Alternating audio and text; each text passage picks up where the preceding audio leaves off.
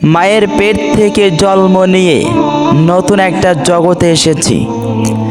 এই জগৎ ছেড়ে প্রতিটি মানুষকে তাদের আসল জগতে ফিরে যেতে হবে। এটা আমাদের আসল জগৎ নয়। আমাদের আসল জগৎ হচ্ছে পরকাল। পরকালে প্রতিটি মানুষকেই ফিরে যেতে হবে। আল্লাহ এই জগতে কোনো মানুষের কাছ থেকে হিসাব নেন নাই।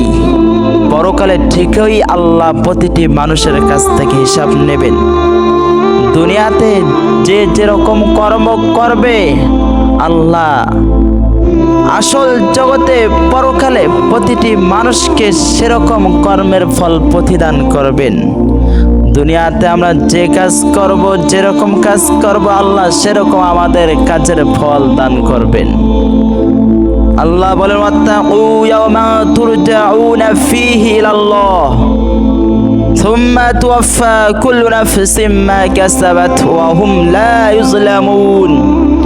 তোমরা সেই দিনটাকে ভয় করো যেই দিন পৃথিবীর সকল মানুষকে, আল্লাহ বলেন তোমরা সেই দিনটাকে ভয় করো যেই দিন দুনিয়ার সকল মানুষকে আমার দরবারে, আল্লাহর দরবারে একত্রিত করা হবে, উপস্থিত করা হবে। আল্লাহ প্রতিটি মানুষের কাছ থেকে হিসাব নেবেন। দুনিয়াতে সে কি কাজ করেছে, দুনিয়াতে যে যেরকম কাজ করেছে, আল্লাহ তাকে সেরকম কাজের প্রতিফল দান করবেন।